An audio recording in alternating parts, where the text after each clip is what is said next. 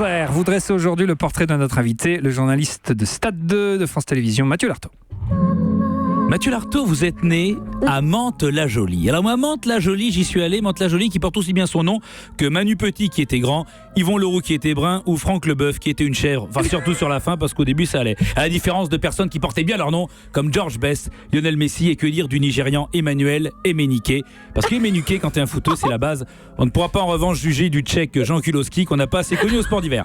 Vous êtes donc né un 18 octobre comme Giroud. Et oui, notre invité d'hier qui était Giroud, qui est né un 18 octobre, puisque cette semaine nous inviterons tous les gens nés un 18 octobre. Les 3 prochains invités seront donc Jean-Claude Van Damme, Bruno Locher et Martina Navratilova. On va s'éclater. Vous avez, Mathieu, une particularité. Il y a qu'un cheveu sur la tête à Mathieu. Pas du tout. Au contraire, vous avez plein de cheveux, très beaux cheveux. Durant votre enfance, à l'instar de votre collègue Thomas Touroud, vous vous adonnez à un loisir régional sympathique appelé le rugby. Jusqu'à l'âge de 17 ans, vous êtes demi de mêlée pour passer plus tard au demi-panaché. C'est plus convivial et plus simple. Cette expérience dans le sport, la camaraderie et l'amour du concours de pisse en visant le plombage de celui qui ouvre la bouche au fond du bar en étant bourré, vous amène naturellement à une formation de journaliste sportif. Alors, le journaliste sportif est au journalisme ce que le représentant chez Valentine est à l'impressionnisme. Bah c'est de la peinture, hein, c'est pareil.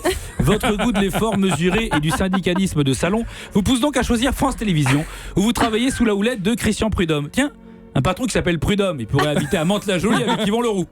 On passera sur vos commentaires de cette mascarade compétition qu'est la Coupe du Monde de rugby, où les quarts de finale de l'épreuve sont aussi difficiles à deviner que le coupable dans Colombo après 20 minutes d'enquête. Donc passons à l'essentiel, vous intégrez vite la grande famille de Stade 2. Oui, c'est une vraie famille puisqu'on n'en sort que quand on est mort. Vous rejoignez donc les légendes de cette institution télévisuelle née au milieu des années 70, où on pouvait vous parler de foot, de basket, de tennis, mais surtout de fléchettes, d'arc à poulie ou de curling à 13 synchronisé par équipe en petit bassin handisport. Bref, des trucs méga passionnant. C'est pour ça qu'on s'éclatait. Les analyses pointues surtout des grands hommes comme Robert Chapat sur les grands prix de moto.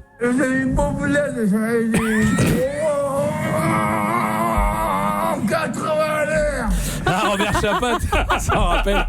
C'était très bien vu à l'époque déjà. Des gens qui nous font toujours partager leur passion du sport avec élégance, comme Gérard Rolls sur le Tour de France. En arrivant dans cette ville belge, je dois avouer que je n'ai jamais vu autant de fils de pute sur le bord de la route. Bon, Gérard, mis à part ce genre de choses. Oui, bien sûr. Stade 2, c'est vraiment la classe.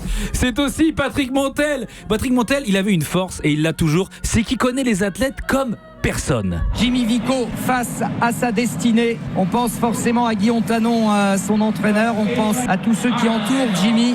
Et puis aux Antilles qui ont tant donné pour... Alors, il n'est pas antillais. Non, ça dit rien. Voilà, les Antilles, l'Afrique, tout ça, c'est un peu pareil. Ça sent le soleil. C'est gentil. C'est aussi ça le service public. Stade 2 déjà à l'époque. Eh oui, Stade 2 à l'époque, on n'a pas attendu Neymar, ça parlait grosse thune, ça parlait pognon. Et oui, c'était beau, regarde. Une bourse tout à fait exceptionnelle. Pensez un peu, Lendl aujourd'hui a gagné 140 millions de centimes. Waouh la vache, 140 millions de centimes, ça fait donc 1,4 million de francs, ça fait donc 215 000 euros. Ouais, c'est que euros pour Neymar, pour 215 000 euros, il te fait un selfie. Hein. Et encore, il sourit pas, sinon c'est 500 000. Mais à France Télévisions, vous découvrez surtout, c'est l'esprit. C'est l'esprit, c'est la galéjade, une bonne ambiance entre potes quand on commente Tsonga Nishikori. C'est la fin du deuxième set et aucun sushi pour l'instant. Oh non. Je crois que vous allez faire aussi Joe qui le mène à la baguette ou des trucs comme ça. Pas du tout, non. Heureusement, vous, Mathieu, vous restez loin de cette ambiance de patronage. Alors que Mathieu Lartaud nous propose, je suis obligé de le citer, que Nishikori est au japonais absent. Ah, j'ai parlé un peu vite. Vous aussi, vous portez la blagounette sportive à ça sent bon, le stand-up au Don Camillo. Poirot, fort comme Hercule. Ah, il ne manquerait plus qu'Hercule, Poirot. Oh non, je sais plus, on est au top. Je pense que vous avez passé haut la main le test France Télévisions. Vous devriez y rester longtemps car quitter France 2, c'est comme un tacle de Moser. On part souvent les pieds devant ou on part pas. Bravo Mathieu. Ouais, joli. Julien Cazard, interdit de stade. On se retrouve dans un instant sur Europe 1.